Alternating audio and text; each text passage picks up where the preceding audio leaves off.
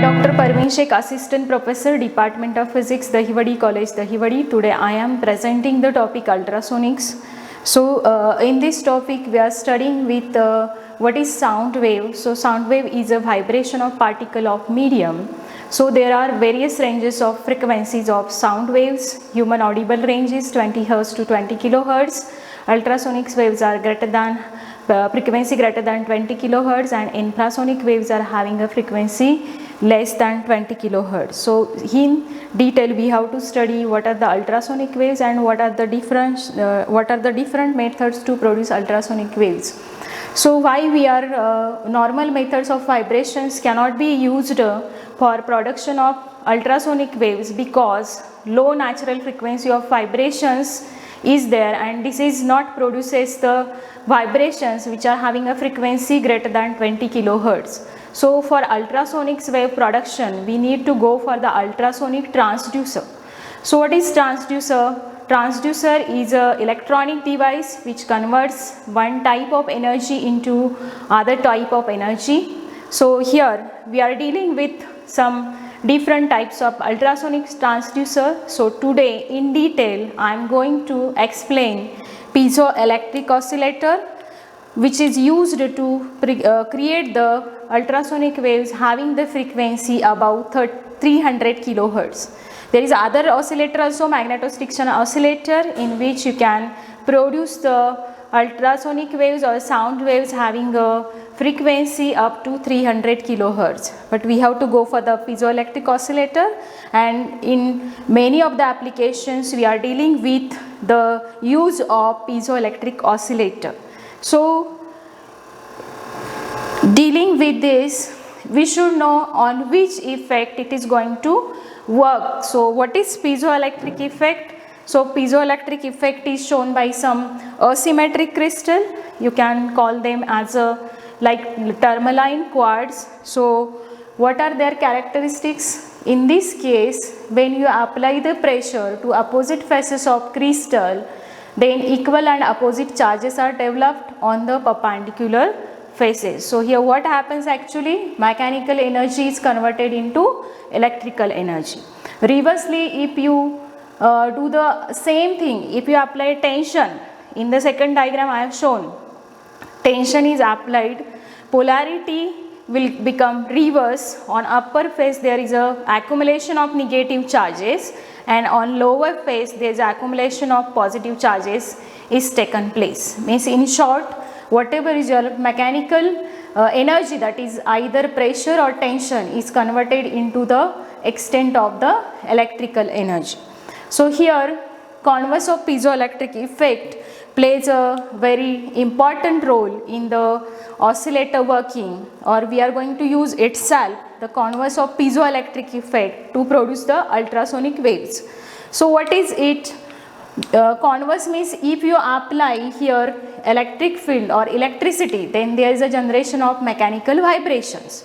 So shortly I can explain. If an EMF is applied across the opposite faces of crystal, then crystal undergoes contraction and expansion. That is, mechanical vibrations are created and they will be propagated through the medium, and which will result in the production of ultrasonic waves. So here we are dealing with EMF. We are not here only applying a DC voltage. If you apply permanently DC voltage, what will happen? There is either contraction or expansion taken place at one instant.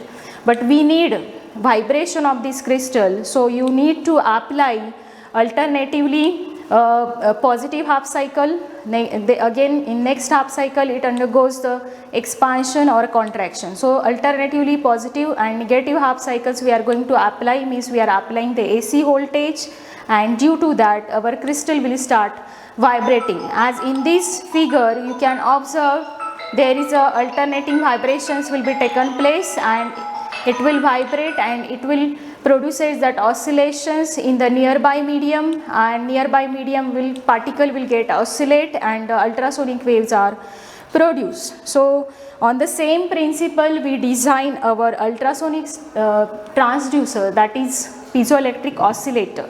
So what is the construction of this piezoelectric oscillator? So it is completely electronic circuitry. So in circuit diagram as shown in this circuit diagram, it is a base tuned circuit. You are having this base tuned circuit, and a slice of quartz crystal is kept in between the metal plates which form a parallel plate capacitor, and this crystal will act as a dielectric over here. This is coupled to electronic oscillator through a secondary coil L3. We are having here secondary coil L3, and it will couple this particular crystal with this electronic oscillator. So coil L1 and L2 are taken for the primary of this transformer, and this collector coil L2, which is connected to the collector of this transistor, it is inductively coupled to the coil L3. So here L1 and C1, this forms the tank circuit, which is actually used to form the alternating EMF of high frequency. So this is about the construction of this piezoelectric oscillator. Now actually whatever is your tank circuit plays a very important role here in production of alternating EMF, and this is applied to the crystal, and this crystal will start vibrate. So how this L1C1 is used to produce the alternating EMF or alternating current? So here I am having this inductor coil L1, and this is my capacitor C1. So what will happen when I switch on the supply? What will happen? This capacitor will get charged, and here it will get charged, means I am having accumulation of charges over this capacitor. If I plot here the graph across this time with respect to the voltage across this capacitor, what I observe here in this case, there is a accumulation of charges or charging of the capacitor taken place. So this is the curve with respect to that. Then again what will happen as time progresses, as soon as it completely charges, it will again start to discharge through this inductor coil L1.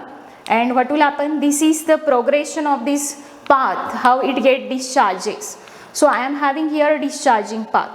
Again what will happen? This particular capacitor get charged through this inductor coil in the opposite direction. I am having accumulation of negative charges on the upper plate and accumulation of positive charges on the lower plate. So it is whatever is the voltage across this is in negative direction, or it get negatively charged, or in reverse direction my capacitor will get charged. Okay, again it will get discharged through this inductor coil. So charging and discharging of this capacitor through the inductor coil makes in progress the formation of AC voltage, or alternating EMF is generated of high frequency, and we are having a very useful component. L1C1 forms this tank circuit. So here actually we already see in detail what is the role of this L1C1. Okay, so basically it is a Hartley oscillator circuit. So we already seen that L1C1 forms what? It is act as a tank circuit. It stores the energy in the form of electric and magnetic field, and it is used to produce the high frequency AC signal. Then we are tuning this third case is a tuning to the frequency of the crystal. So here by adjusting this capacitor C1, you can tune this circuit to the natural frequency of oscillator, because what is the required? We need to oscillate this crystal with its natural frequency. So we need to apply here whatever are the AC signal should be of the same frequency, and then resonance will occur and it will start to vibrate with a maximum amplitude. So this resonance should be taken place. That's why we are having here variable capacitor, which is used to tune the circuit and to bring out the resonance phase and to vibrate this crystal with maximum amplitude.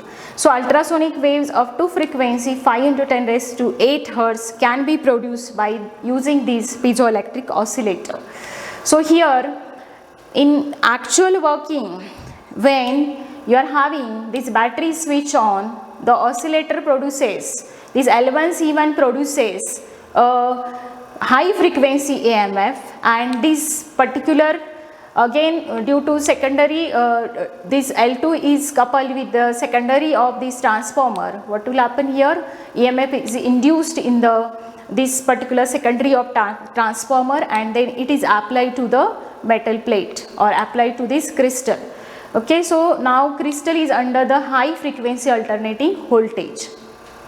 So here capacitance of this particular C1 is varied, so that we are going for the resonance, and this crystal should vibrate with the maximum amplitude, and due to the resonance we are having, it will start vibrate with the maximum amplitude, and here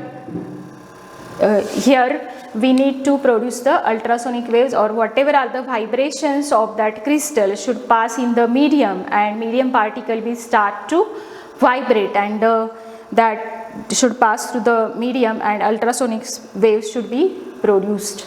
So we can determine natural frequency of that crystal. So how to determine natural frequency of crystal? Because we have to tune our circuit to the natural frequency of crystal. So here we can vary the C1, but we should first of all calculate what is the natural frequency of crystal. So here I am shown this by using this particular formula. So what is that formula? This natural frequency is defined by the n parameter, P upon 2L in square root y upon in square root rho. So what this represents?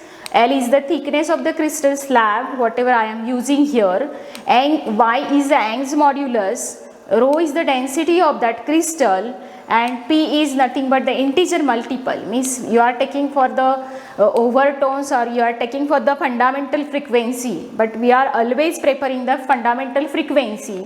So particular formula will reduce to n is equal to 1 upon 2L in square root y upon in square root rho. Okay, so it will define what should be the natural frequency of crystal, and then we have to adjust our tune circuit frequency in the same way. By determining this frequency, we have to tune our circuit for the same frequency, and then only the resonance will appear, and we are having the production of that ultrasonic waves.